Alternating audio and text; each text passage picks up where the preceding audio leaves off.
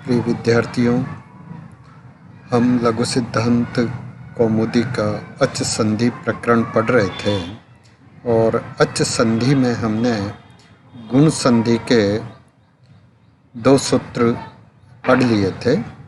अदेंग गुणः सूत्र से अत अकार और एंग ए ओंग इन तीनों वर्णों की गुण संज्ञा की थी। इसके बाद आद गुणः सूत्र से हमने पढ़ा था कि अवर्ण से परे यदि कोई अच हो तो पूर्व पर दोनों के स्थान पर गुण आदेश होता है।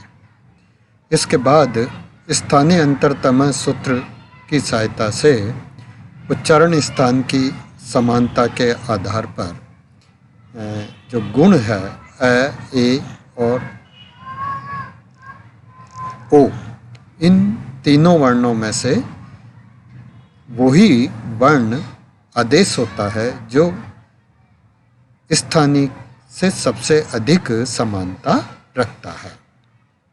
इसके हमने 2 उदाहरण भी देखे थे, उपेंद्र और गंगोदकम। उपेंद्र उप प्लस इंद्र और गंगोदकम गंगा प्लस उदकम। इसके बाद हम नवीन सूत्र उपदेशे अज अनुनासिक इत का अध्ययन करेंगे। यह सूत्र क्या कहता है, देखिए। उपदेशे अनुनासिको अजित संज्ञा प्रतिज्ञानुनासिक्या पाणिनीयाः न लण सूत्रस्था वर्णेन सह उच्चार्यमाणो रेफो रलयो संज्ञा। देखिए कि जो अच उपदेश अवस्था में अनुनासिक हो उसकी इत संज्ञा होती है।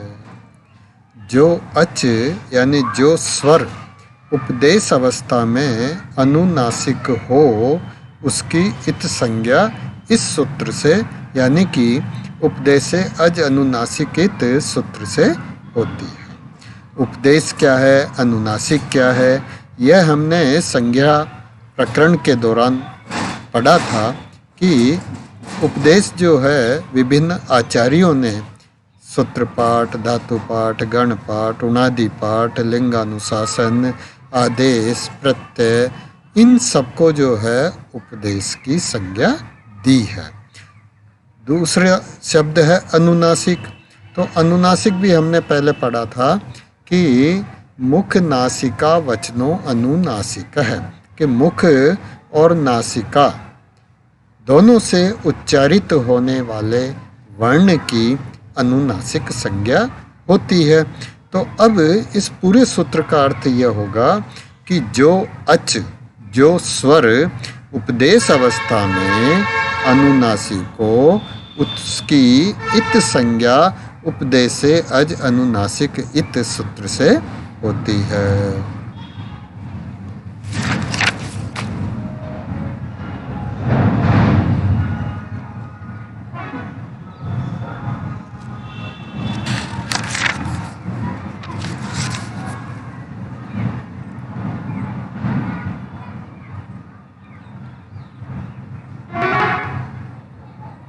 उरण रपर है।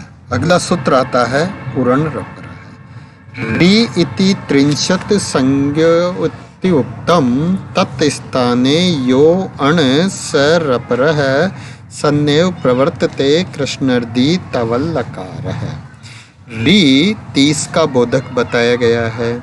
उस री के स्थान पर जो अण का मतलब है कि जो अ ई उ ये आदेश हो वह र पर ही प्रवृत्त हो।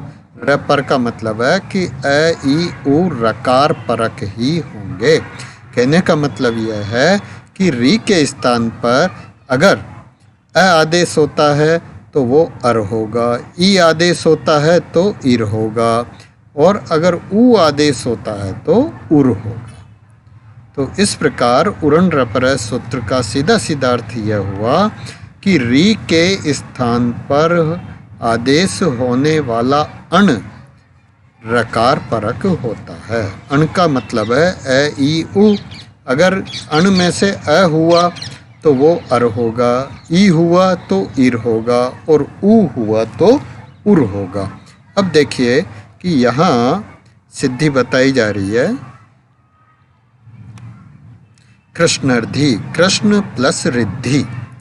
यहाँ न के अकार और रिद्धि के रिकार, इन दोनों के स्थान पर गुण आदेश होता है। गुण करने वाला सूत्र आद्गुण होगा। आद्गुण सूत्र से अ प्लस री के स्थान पर गुण आदेश होगा।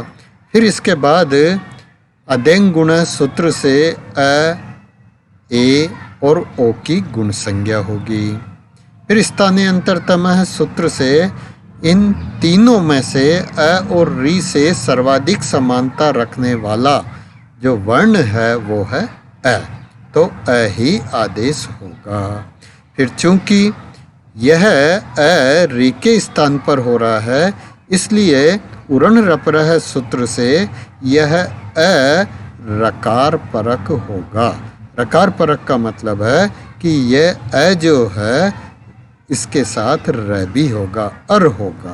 तो अब इसका रूप जो बनेगा वो बनेगा कृष्ण, हलंत हो जाएगा, अ र प्लस धी मिला देंगे तो कृष्णर्धि, ये रूप बन जाएगा।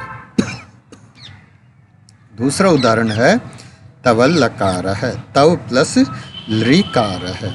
यहाँ जो है व का अ और लृ, इन दोनों में आद्गुण सूत्र से गुणादेश हुआ और गुणादेश होने के बाद क्या हुआ कि अदेंग गुण से अ, ए और ओ की गुण संज्ञा होगी। स्थानीय अंतरतम सूत्र से इन दोनों के स्थान पर अ ही आदेश होगा और वह अ जो है उरण रपरह सूत्र से लृकार के स्थान पर हो रहा है, इसलिए वो लकार परक होगा, यानी कि अल आदेश होगा।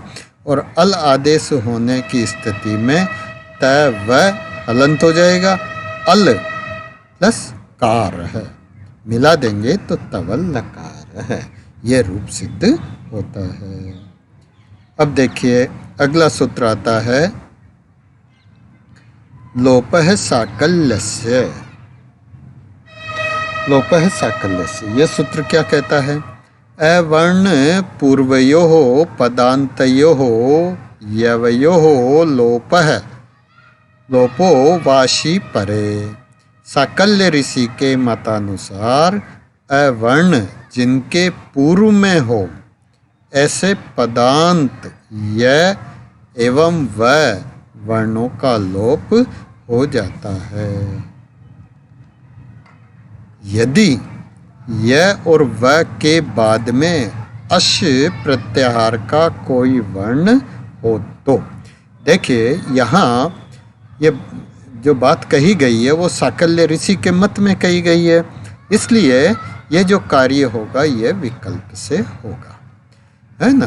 और इसकी जो शर्त है वो यह है कि अवर्ण के बाद यदि यकार और वकार हो और उससे परे अश प्रत्याहार के वर्ण हो तो उस यकार और वकार का लोप हो जाता है साकल्य ऋषि के मत में।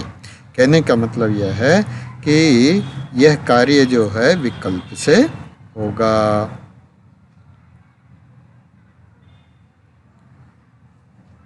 अब देखिए अगला जो सूत्र है वो है पूर्वात्र सिद्धम। पूर्वात्र सिद्धम क्या कहता है? देखिए सपाद सप्ताध्यायीं प्रति त्रिपाद्य सिद्धा त्रिपाद्यामपि पूर्वं प्रति परम शास्त्रम सिद्धम हर ईह हर ईह विष्णु ईह विष्णुवी है। देखिए 7.25 अध्याय के प्रति त्रिपादी असिद्ध है। और त्रिपादी में भी पूर्व के प्रति पर शास्त्र, शास्त्र का मतलब यहाँ सूत्र से है, पर शास्त्र पर सूत्र असिद्ध है। ये इसका सीधा सीधा अर्थ हुआ। अब यहाँ समझने वाली बात यह है कि 7.25 अध्याय क्या है, त्रिपादी क्या है। देखिए पाणिनि की जो अष्टाध्यायी है उसमें 8 अध्याय है। 8 अध्याय में और प्रत्येक में 4-4 पाद है। तो 7.25 अध्याय का मतलब क्या हुआ, पहले 7 अध्याय और 8वें अध्याय का पहला पाद, ये हो गए 7.25। और बाकी जो 8वें अध्याय के 3 पाद बचे, द्वितीय, तृतीय और चतुर्थ, ये होंगे त्रिपादी।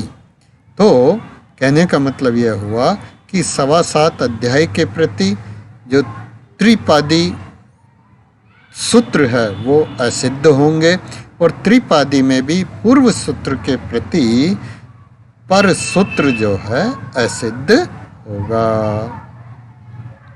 देखिए अब यहाँ जो बात बताई गई है वो थोड़ी समझने वाली है। हाँ, अब जो बात है हर ई है, यहाँ जो रूप बना है ये इन उदाहरणों में लोप साकल्य से सूत्र से यकार और वकार का लोप हो गया है ना। अब लोप होने के बाद यहाँ जो रूप बचा वो है हर प्लस ई है और विष्णु प्लस ई है।